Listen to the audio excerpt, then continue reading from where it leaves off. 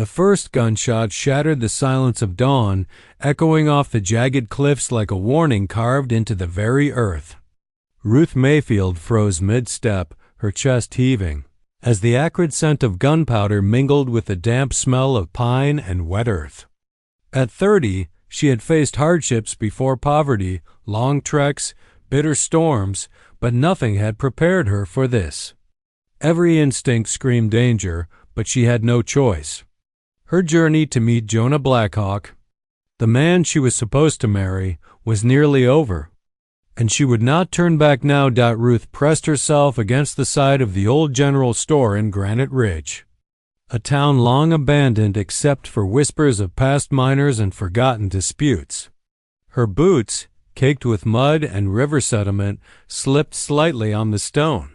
She cursed softly, but there was no time to dwell. The sound of more footsteps, soft yet deliberate, reached her ears. Someone was coming, or someone was waiting. Jonah Blackhawk emerged from the fog of early morning like a figure from another world. He was tall, imposing, his long black hair, braided with thin strips of leather and threaded with silver and turquoise beads that clinked softly as he moved. A long coat hung over his broad shoulders, worn but meticulously cared for, and his dark eyes held the weight of a lifetime of solitude. He had spent months preparing for this marriage he had never wanted, a bride arranged by inheritance and obligation. But he had not expected a woman like Ruth, a survivor, independent and unyielding. Ruth Mayfield? His voice was deep, resonant, and carried a mixture of curiosity and guarded caution. Yes, Ruth replied, forcing calm into her tone, though her heart pounded against her ribs. I came, as promised. He studied her for a long moment, taking in the mud-streaked boots, the worn cloak, and the determined fire in her gray-green eyes. For all his fierce reputation, there was something in the tilt of her chin and the set of her jaw that intrigued him. She was not timid. She was not afraid, at least, not in the way he had anticipated. Few make it this far, he said finally, gesturing toward the cabin that lay just beyond the ridge. Fewer arrive unbroken. Ruth followed him silently, noting the strange artifacts around his cabin-hunting trophies, intricately carved pottery, and a large weathered map etched with symbols she didn't recognize. The smell of pine, leather, and a faint trace of smoke filled the air.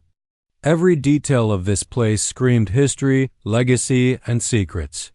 What is this? She asked, pointing to the map. It is my history, my future, and the land we are bound to, he replied curtly. I do not expect warmth or affection. You should know that. Ruth's lips curved into a faint, almost defiant smile. I don't think anyone ever expects warmth when they cross rivers in freezing rain, dodge men with guns, or fight wolves at dawn. For the first time, Jonah's lips twitched, perhaps a smile, but it was gone as quickly as it appeared. We eat, we sleep, and we survive. Nothing more, nothing less. The wind shifted, carrying with it a shadow from the edge of the forest. Ruth's heart leaped. Her eyes caught movement, 4 figures on horseback, moving fast, eyes hidden under wide-brimmed hats, dust trailing behind their mounts, bandits. They had been following her trail, drawn to the story of her inheritance and the unclaimed land she was destined to merge with Jonah's. Jonah's expression hardened. Stay close, he murmured, grabbing her hand with a grip that was firm but not rough. The touch was grounding in a way she hadn't expected. He led her to a hidden trapdoor beneath the porch of the cabin. The heavy wooden hatch creaked as it opened to reveal a staircase descending into darkness. You'll stay here, he instructed, his voice calm but commanding. Trust me. From below, the muffled sounds of gunfire and shouting filled the air, punctuated by the sharp clatter of rifles striking wood. Jonah returned moments later, his long coat flowing behind him like a shadow. His rifle was steady, his eyes cold and precise. The intruders had underestimated him, and within minutes, Two lay groaning in the dirt while the others scattered into the forest. Ruth's pulse raced, a mix of fear and adrenaline coursing through her. She had expected a loveless, predictable marriage, a life of quiet obligation. Instead, she found herself thrust into survival beside a man who was both protector and enigma.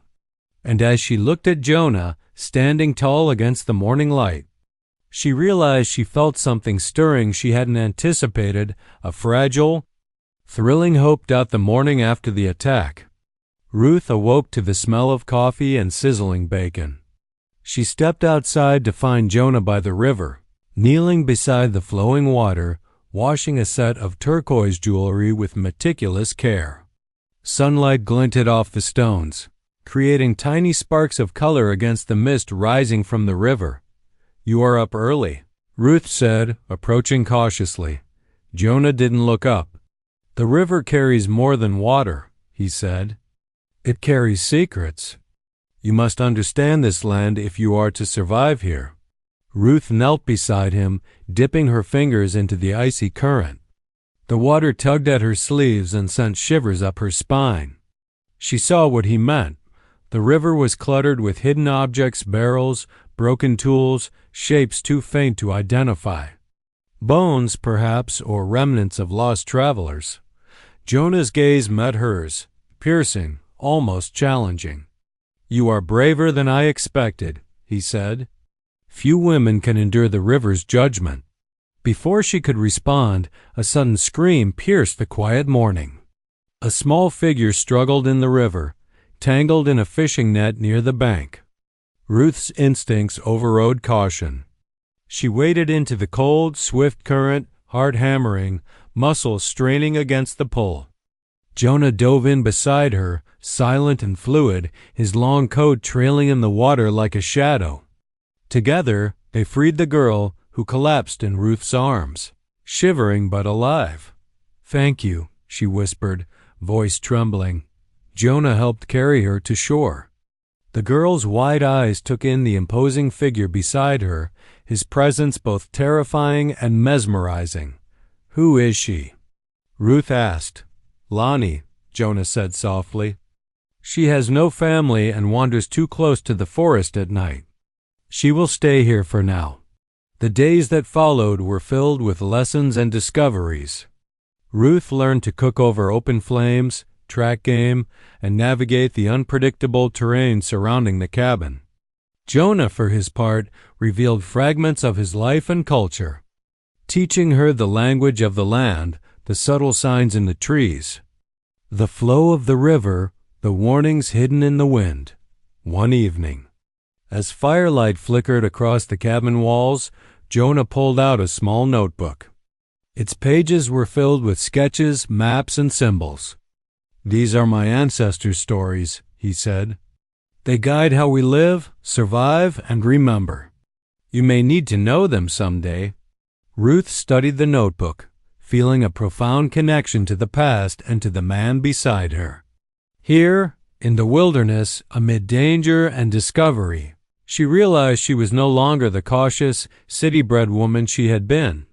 She was part of something bigger, something unpredictable, alive, and exhilarating. But peace in Granite Ridge was fragile. Shadows moved in the forest beyond the cabin, carrying whispers of threats yet to come. Ruth knew the arrival of Lani and her own unexpected presence had drawn attention. And somewhere in the hills, unseen eyes were watching, waiting for the right moment to strike. Ruth sat on the porch that night, the wind tugging at her kerchief and the river murmuring secrets below. Jonah joined her, the weight of his long coat heavy, but his presence comforting. For the first time, she felt the thrilling tension of life on the edge, not just surviving, but truly living. She didn't yet know what tomorrow would bring. Only that she and Jonah, with the small, silent girl between them, had begun a story that would test every limit of courage, trust, and human connection. And when danger returned, as it surely would, she knew she would face it not as a pawn of circumstance, but as a woman who had chosen to fight and perhaps to love in a world that promised neither. The sun barely pierced the morning mist when Ruth awoke to the smell of sizzling bacon and strong coffee. The cabin was quiet, save for the soft crackling of the fire and the occasional ripple of the river outside. She rubbed her eyes and stepped outside, boots crunching on the frost-hardened soil, and saw Jonah kneeling at the river bank. He was carefully washing turquoise jewelry, beads glinting like tiny stars in the soft light. His long black hair fell in waves around his face, streaked with a few threads of silver, and his coat hung open slightly, revealing the patterned leather straps of his tribal jewelry. "You're up early," Ruth said, approaching him, though the cold morning air made her shiver. Jonah didn't immediately respond. His hands moved with deliberate care, cleaning each stone and polishing the silver in a practiced rhythm. "The river carries more than water," he said finally, his voice calm, measured. "It carries secrets. If you want to survive here, you must learn to read them." Ruth knelt beside him, dipping her fingers into the icy current. The river tugged at her sleeves, pulling her slightly forward. She squinted into the moving water, trying to see what he meant. Broken barrels, shards of pottery, and faint shapes beneath the surface hinted at lives lost, items hidden, perhaps even danger still lurking. "Secrets?" she asked. "What kind of secrets?" Jonah's eyes lifted to hers, piercing. "Some are truth. Some are lies. Some are treasures, and some are warnings. The land remembers everything, Ruth. It remembers people, mistakes, and those who pass through without respect." Ruth nodded slowly, fascinated by the care he took in every gesture, the depth of understanding he had of the world around him.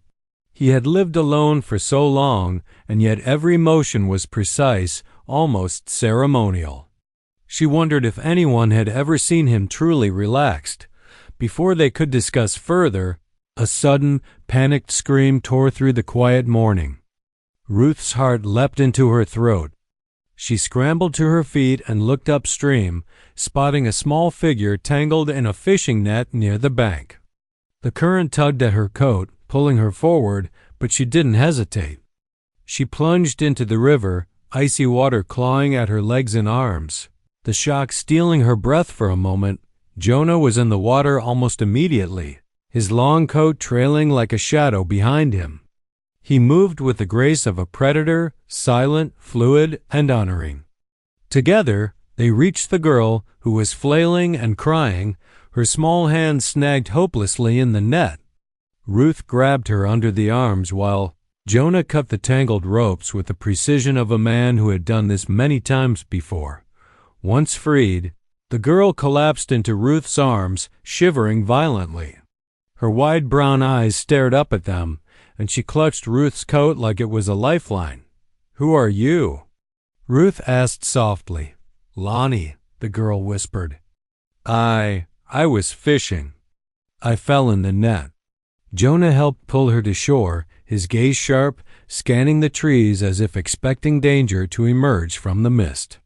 "She has no family," he said quietly to Ruth. "She wanders too close to the forest at night. She will stay here for now. She is safe with us." Ruth nodded, adjusting her kerchief and brushing damp strands of hair from her face. "Then we'll keep her safe." She looked at Jonah, and for a brief moment, the usual stoicism in his expression softened. Though only barely, the days that followed fell into a strange rhythm. Ruth learned quickly, faster than she had expected, how to make use of the forest. She cooked over open flames, learned the subtle signs of animal tracks, and followed Jonah into the deeper woods to learn which berries and roots were safe to eat. Jonah, in turn, revealed pieces of his past, his mother, a healer known for her wisdom and compassion, and his father, a fierce protector of their land. But he never spoke of his own heart, his own fears. Those remained hidden beneath the surface, like the deepest part of the river he so revered. Lani, for her part, was both a distraction and a joy. She asked questions relentlessly, her curiosity unending, and Ruth found herself answering in ways she never thought she would. Jonah allowed the girl to settle in slowly, though he remained watchful, protective, and quietly authoritative. The bond among the three of them grew, subtle but undeniable, threaded together by necessity, survival, and shared moments of quiet understanding. One afternoon, Ruth noticed Jonah standing by the river, staring at a smooth stone he held in his hand. It was carved with symbols she didn't recognize, intricate patterns that seemed to tell a story she couldn't read. "What is that?" she asked, approaching him. Jonah's eyes met hers. "My ancestors' stories," he said. "Their wisdom, their mistakes, and their memories are written in symbols. Some are warnings, some are lessons, and some are guides. One day, you may need to understand them." Ruth ran her fingers over the carved patterns, tracing the grooves, feeling the weight of generations in her hands. She realized then that her journey had become more than a test of endurance. It was a passage into something vast and alive. The land, the river, Jonah, and even Lani, they were all part of a living story, one she could choose to be part of or leave behind. Evenings were filled with stories beside the fire. Jonah rarely spoke of himself directly, but his words hinted at the depth of his life. He described the land as if it were a living entity capable of memory and judgment. Ruth listened intently, sometimes asking questions, sometimes remaining silent, letting the stories soak into her bones. Lani would fall asleep in Ruth's lap, the warmth of the small child a comforting anchor in the cold nights. Despite the relative peace, Ruth could feel the undercurrent of danger. The forest around Granite Ridge was alive with hidden eyes, creatures, and perhaps people who had begun to notice their presence. The day Ruth and Jonah had saved Lani, she had felt a tension in the air that refused to dissipate. And now, even as they shared these small moments of normalcy, she could sense that their temporary safety was fragile, as thin as the morning mist rising from the river. One night, as the fire burned low and Lani slept soundly, Ruth turned to Jonah. "Do you ever worry that someone will come for us?" she asked quietly. Jonah's eyes, dark as the river at midnight, held hers. "I do," he admitted softly, "but I have lived long enough to know that fear is not our enemy. It is what we do with it that matters. We survive because we act, because we watch, because we do not let it paralyze us." Ruth considered this, realizing how different her own life had been, one of hesitation, of waiting for circumstances to dictate her actions. Here, beside Jonah and Lani, she had no choice but to act, to adapt, to survive. And she had done so. The following day brought a test neither of them had anticipated. A sudden storm swept through the hills surrounding the cabin, turning the forest into a slick maze of mud and fallen branches. Ruth, bundled in her cloak, helped Lani navigate the rough terrain as Jonah led the way, long coat flapping, eyes scanning constantly for danger. Lightning flashed across the sky, illuminating the trees in stark silhouettes, and thunder shook the ground beneath their feet.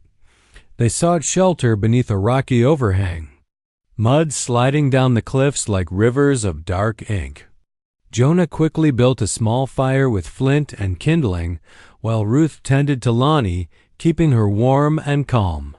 For hours they huddled together, listening to the storm rage outside, sharing stories and quiet words that bound them closer together. By the time the storm passed, the forest had transformed. Fallen trees created natural barriers, the river swelled with fresh water, and the air smelled sharply of wet pine and earth. Ruth realized that each day, each trial, was a test of her endurance, her courage, and her capacity to trust Jonah. And she did trust him, fully, not out of obligation, but out of respect, understanding, and something that felt like the very first stirrings of love. That night, As they settled back into the cabin, Lani asleep between them, Ruth watched Jonah stare at the fire, his face softened by its flickering light. "You've changed things," she said softly, almost to herself. "I never expected this to feel like home."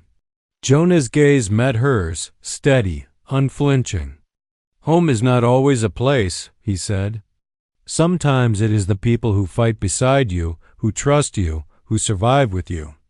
You, Ruth, and Lani, you are home." For the first time in her life, Ruth felt the full weight and warmth of those words. She had expected a lifeless arrangement, a loveless contract. Instead, she had found danger, adventure, and something far more powerful: trust, connection, and the fragile beginnings of a family. But even as the warmth of the cabin embraced them, Ruth could feel the tension at the edges of her awareness. Eyes watched from the forest. Threats had not vanished, they had only been delayed. And one day, Ruth knew, they would return. Yet tonight, with the river murmuring below and the wind sighing through the trees, Ruth, Jonah, and Lani slept in uneasy peace, bound together not by law or inheritance, but by choice, courage, and the shared trials that had made them stronger than any threat outside their walls. The dawn was pale, gray light filtering through the dense canopy of trees that bordered Jonah's cabin. Ruth stretched, muscles aching from the previous day's storm, and glanced out toward the river, now swollen and swift from the overnight rains. The water roared, carrying branches and debris downstream, but what unsettled her more was the eerie silence beyond the riverbank. The forest seemed to hold its breath. Jonah appeared quietly at the cabin door, long coat dusted with mud, hair damp and clinging to his face. His eyes, sharp and alert, swept the perimeter with a predator's precision. "We are not alone," he said simply, his voice low and measured. "They have found us." Ruth's stomach tightened. She had known the danger had not passed, but hearing it spoken aloud made it real. She reached down and tugged Lani close. The girl's eyes were wide, still filled with traces of the storm's fright, and she clutched Ruth's arm like it was a lifeline. Jonah gestured toward the forest. "We leave now." The three of them moved swiftly, slipping through familiar paths only Jonah knew, winding along hidden trails that led deeper into the hills. The mud squelched beneath their boots, and Ruth had to keep reminding herself not to stumble over roots or fallen branches. Lani's small hand remained firmly in hers, the child's trust anchoring Ruth as much as it anchored Jonah as they ascended a ridge. Jonah paused, pressing a finger to his lips. From somewhere in the distance came the dull thud of hooves, rhythmic and deliberate. Bounty hunters. 4 of them, at least, judging by the pattern of the sound. Ruth's pulse accelerated, but she held her breath and followed Jonah's lead. Trusting his instincts entirely, Jonah led them to a narrow canyon, its walls jagged and colored in deep reds and purples, streaked with dark veins of mineral that caught the early light. The canyon was a natural maze, with hidden ledges, sharp turns, and overhangs that provided perfect cover. Ruth glanced at Jonah, impressed yet anxious. "Do you think we can lose them here?" she asked. "They will try to follow, but the land favors those who know it," Jonah replied. His voice carried authority, a quiet confidence that steadied her nerves. "Stay close. Stay silent. Watch everything." The first of the bounty hunters appeared at the canyon entrance, silhouetted against the rising sun. They moved cautiously, scanning for movement. Jonah led Ruth and Lani along a hidden ledge above the canyon floor, their boots barely making a sound. The hunters passed directly below, unaware of the trio perched above them like shadows waiting to strike. Hours passed in tense silence. Ruth's legs ached, her hands numb from gripping rocks for balance, but Jonah never faltered. He moved fluidly, instinctively, as if the canyon itself guided him. Lani, meanwhile, had grown quieter, sensing the gravity of the situation. She pressed against Ruth, eyes wide, but did not cry, her trust in them absolute. Finally, Jonah guided them to a small alcove carved into the canyon wall. It was narrow, hidden by hanging vines and the natural curvature of the rock, and it smelled faintly of damp stone and pine sap. Here they could rest, hidden from the eyes of the hunters. Jonah produced a small flask of water and a few pieces of dried meat. Ruth distributed it carefully, feeding Lani first, then taking a bite herself. Jonah's eyes were distant, scanning the entrance of the canyon as he chewed thoughtfully. "They will not give up," he said finally. "The man who sent them will stop at nothing, and he believes he is owed what is not his." Ruth swallowed hard. "But we have a right to be here. It's my inheritance, and this land, your land. We haven't done anything wrong." Jonah's gaze softened slightly as he looked at her. "Rights and laws mean little here. What matters is survival, and survival often requires choices we do not want to make." Ruth nodded slowly, feeling the weight of his words. She understood, in a way she never had before, that this was no longer just about inheritance or obligation. It was about life and death, about the bond between the three of them, about courage tested in the harshest ways. The afternoon passed with more careful navigation. Jonah led them along secret paths, down hidden slopes, and across precarious wooden bridges spanning narrow ravines. Ruth marveled at his knowledge of the land, at how he moved as if every stone and tree were familiar companions. At one point, they paused near a small waterfall cascading into a crystal-clear pool. Lani's eyes lit up, her fear momentarily forgotten as she watched the water dance over the rocks. Jonah knelt beside her, brushing wet strands of hair from her face. "Even here," he said softly, "there is beauty. Even in danger, there is life. Do not forget that." Ruth felt a strange warmth at the sight, the same warmth that had begun to grow between her and Jonah. The same bond she felt toward Lani. It was a fragile thread connecting them, unspoken yet undeniable. And she realized how deeply she had begun to care for both, but danger was never far behind. By late afternoon, they heard the distant shouts of the bounty hunters again. The men were relentless, closing in with unnatural precision, their horses' hooves pounding against the earth in a steady rhythm. Jonah's eyes darkened, his jaw tightening. "We cannot outrun them forever," he said. "We will have to confront them on our terms." Ruth's stomach twisted, but she trusted him completely. She had seen him in action before, defending the cabin, protecting Lani, moving with calm lethality. She knew he could outthink and outmaneuver them. And yet, fear clung to her chest like a heavy stone dot as the sun began to dip behind the canyon walls. Jonah guided them to a narrow defile where the hunters would be forced to pass through a single, constricted path. It was risky, but it was their only chance. Ruth positioned Lani behind a large boulder, whispering reassurances as the girl clung to her. Jonah checked his rifle, then his staff, every movement deliberate and precise. The first hunter appeared, cautiously stepping into the narrow path. Jonah's eyes met Ruth's briefly. "Stay low. Stay silent." The man advanced, unaware of the trap waiting above him. Jonah moved like lightning, striking with a combination of rifle precision and staff agility. The hunter went down silently, stunned, and Ruth's heart pounded in her chest. One by one, the others followed. Jonah's skill was unmatched, each movement calculated, efficient, and merciless. Ruth found herself holding her breath, praying silently for the girls' safety, for their survival. When the last hunter fell, retreating or incapacitated, silence returned to the canyon.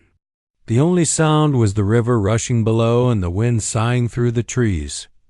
Jonah lowered his weapon, breathing steady but eyes still alert. Ruth exhaled slowly, feeling the tension leave her body in waves. She looked at him, her protector, her teacher, the man she had come to trust completely, and something unspoken passed between them. They had survived another trial together, and their bond had grown even stronger. That night, as they made camp on a small ledge overlooking the river, Jonah finally allowed himself a rare moment of reflection. "This land tests you," he said quietly, "and the people who live here must endure more than most, but you have endured well, Ruth, and you have not faltered even when the danger was greatest." Ruth looked at him, her eyes softening. "We did it together. You, me, Lani. We survived because we trusted each other." Jonah's gaze lingered on her, something deeper flickering in his dark eyes. For the first time, he allowed a vulnerability to show a recognition that the life he had prepared for himself, one of solitude and caution, was now irrevocably intertwined with two others. Lani stirred, half awake, reaching for Ruth instinctively. Ruth pulled her close, feeling the warmth and fragility of the child. The night was quiet, but Ruth could sense the continuing threat beyond the canyon. The bounty hunters would not give up, and the man who had sent them would undoubtedly return. Yet, despite the looming danger, she felt a growing certainty in her heart. She belonged here with Jonah and Lani, not out of duty or inheritance, but because of the bond they had forged in fire, water, and peril. She studied Jonah's profile against the flickering firelight, the long black hair catching the glow, the lines of his face softened by the quiet moment, and realized that the man she had once expected to be distant and cold had become the center of her world. And as she drifted to sleep that night, Lani between them, she knew that whatever trials lay ahead, they would face them together. Tomorrow would bring new challenges, more hunters, more threats, more decisions that could shape their lives forever. But for now, they had survived, and that was enough. The river below whispered its secrets, the wind carried the faint scent of pine, and the canyon held them in protective embrace. Together, they were more than survivors, they were a family forged in danger, trust, and the unbreakable bonds of shared experience. The sun was low on the horizon, casting long shadows across the rugged landscape as Jonah, Ruth, and Lani approached Red Hollow. The town, small and dusty, seemed almost deserted, the wooden buildings creaking softly in the evening breeze. Yet Jonah's eyes, dark and alert, scanned every corner, every alleyway. He knew the man who had sent the bounty hunters waited somewhere in the town, confident in his supposed advantage. Jonah had no illusions. This would be the final confrontation, and he intended to control every move. Ruth's heart thudded in her chest, a mixture of fear and anticipation. She kept Lani close, the girl's small hand clutching hers tightly. They had survived the storm, the river, and the canyon, but Ruth knew this confrontation was different. This was personal, and every step closer to the town intensified the tension coiling in her chest. Jonah slowed at the edge of the main street, his long coat swaying with his movements. "We do this carefully," he said quietly. "No mistakes. We act on our terms or we risk everything." Ruth nodded, gripping her kerchief and steeling herself. She had grown in ways she could hardly believe in the past week, stronger, sharper, more attuned to danger, and she knew she would stand with Jonah no matter what came. Lani's wide eyes flicked between them, and Ruth offered a reassuring squeeze, conveying courage without words. The sheriff's office loomed ahead, a simple wooden building with peeling paint, its windows reflecting the last rays of sunlight. Jonah led them toward it, staff in hand, rifle slung over his shoulder, eyes cold and calculating. Inside, the man who had orchestrated the bounty hunters sat behind a desk, flanked by two armed men. His smug expression faltered only slightly as he saw Jonah approach. "You think you can walk in here and claim what's mine?" The man sneered. You and your little entourage? Jonah's eyes were dark, unwavering. This land is not yours.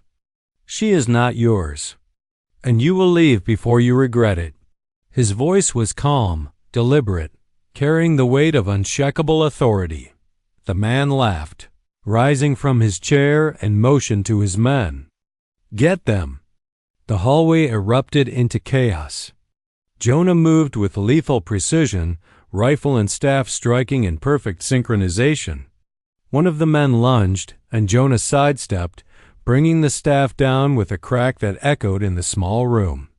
Ruth reacted instinctively, moving Lani behind a counter for cover while grabbing a nearby chair as a makeshift shield. The air was thick with tension, the smell of dust and sweat mingling with the metallic scent of gunpowder. Ruth's hand shook as adrenaline surged, but she found a clarity she had never known before. She blocked a swinging rifle, pushed Lani to safety, and even managed to knock one of the men off balance. Jonah's movements were fluid, almost inhuman, each strike precise and devastating. He disarmed, incapacitated, and redirected the threat with the patience and focus of a man who had anticipated every move. Within moments, the men lay incapacitated, groaning and defeated, and the man who had sent them froze, realizing he was utterly outmatched. Jonah's gaze locked on him, unflinching, a silent warning that no further resistance would be tolerated. Leave, Jonah said simply, before you lose more than pride. The man stumbled backward, fear finally breaking through his arrogance. Without another word, he fled the office, out the door, and into the darkening streets, humiliated and powerless. Jonah lowered his staff and rifle, exhaling slowly, the tension in his shoulders easing slightly. Ruth stepped out from behind the counter, brushing dust from her sleeves. It's over, she said, her voice trembling but steady. We did it. Jonah turned to her, his dark eyes softened by the weight of relief. We did it together, he said quietly. His gaze lingered on her, and for the first time, there was no shadow of caution, no mask of stoicism, only recognition, respect, and a rare warmth. Lani ran forward, hugging them both. Her small arms wrapped tightly around Jonah's legs first, then Ruth's. The three of them stood together in the empty street, the last rays of sun painting the town in warm oranges and purples. For the first time in weeks, there was no immediate danger. No pressing threat, only the quiet satisfaction of having survived and overcome. That night, they returned to Jonah's cabin, the familiar smell of pine and river comfortingly grounding. Lani settled between them as they lit a fire, and for a while they simply sat in silence, letting the warmth of the flames and the river's gentle murmur fill the space. Ruth glanced at Jonah. Noting the way his long black hair caught the firelight, the lines of his face softened in the glow. She realized how much had changed since the day she arrived, muddy, exhausted, and uncertain. She had expected a cold, transactional marriage, a life of isolation and formality. Instead, she had found danger, adventure, and a connection that went far deeper than she had imagined. Jonah studied the fire, then looked at Ruth and Lani. This life, it tests you, he said quietly. But it also gives you choices. Courage, trust, love, these are the things that define us, not contracts or inheritance. You have chosen well, Ruth, and together we will endure, no matter what comes next. Ruth's chest tightened with emotion. I never thought I would belong somewhere like this, she admitted softly. But here, with you and Lani, I feel like I finally do. Jonah allowed a small, almost imperceptible smile to appear, his usual guarded expression giving way to something more human. Home is not always a place, he said. Sometimes it is the people who fight beside you, who trust you, who survive with you. You and Lani, you are my home now. The three of them shared a quiet meal, simple bread and roasted meat, and then settled by the fire. Lani, exhausted from the day's tension, drifted into sleep, head resting against Ruth's arm. Ruth watched her, feeling a profound sense of responsibility and tenderness, and realized that she had never known such purpose, such love that was freely given and reciprocated. Jonah sat beside her, close enough that she could feel the warmth radiating from his body. He did not speak immediately. Instead, he simply observed the fire, the river beyond the cabin, and the faint glimmer of stars emerging in the darkening sky. After a long pause, he said, "You have changed everything." Ruth smiled softly. "We changed each other," she replied. The words were simple, yet carried the weight of all they had endured: storm, river, forest, canyon, and town. They had survived danger, defied expectations, and built something that neither law nor inheritance could define. As night deepened, the wind rustled through the trees, carrying with it the faint scent of pine and river mist. The world outside remained wild and unpredictable, yet within the cabin there was peace. Ruth, Jonah, and Lani had forged a bond that no threat could undo, a bond of trust, courage, and family by choice rather than blood. In the days that followed, life settled into a rhythm. Ruth helped tend to the cabin and garden, learned to track animals for food, and spent quiet mornings by the river, with Jonah teaching Lani lessons about the land and its secrets. Each day their bond deepened, and the quiet moments between them, the shared glances, the laughter, the small acts of care formed the foundation of something extraordinary. Jonah no longer expected a loveless arrangement. Ruth no longer feared isolation. And Lani, once a lost, wandering child, now thrived in the safety and warmth of a family that had been forged in fire, river, and courage. One evening, as the three of them stood together on the cabin's porch, watching the sun sink below the horizon, Ruth felt a profound sense of belonging. The trials had been hard, the danger relentless, but they had endured. And in doing so, they had discovered something far greater than survival. They had discovered trust, love, and the unshakable strength of family. Jonah rested his hand on Ruth's shoulder, a silent acknowledgement of everything they had overcome. Lani leaned against Ruth, still half asleep but content, and for the first time in weeks, the future felt limitless, unburdened by fear. The land stretched out before them, wild, untamed, but now shared with those who mattered most. Ruth looked at Jonah, then at Lani, and whispered, "This is our life, together." Jonah nodded, eyes reflecting the fading light. "Together," he agreed. And in that moment, the past dangers, the inheritance, and the battles fought seemed to melt away, leaving only the promise of tomorrow, a life shaped not by obligation, but by choice, courage, and love. The river flowed steadily below, carrying with it the secrets of the past, while the wind carried the scent of pine and adventure. The echoes of conflict faded, replaced by the quiet certainty of family, resilience, and hope. They had survived the trials, faced the threats, and emerged stronger. And for Jonah, Ruth, and Lani, the wilderness of Granite Ridge was no longer a place of fear, it was a home. The night descended fully, the stars glinting overhead as the three of them sat together, bound by trust, survival, and an unspoken, enduring love. Granite Ridge, once a place of danger and uncertainty, had become a sanctuary.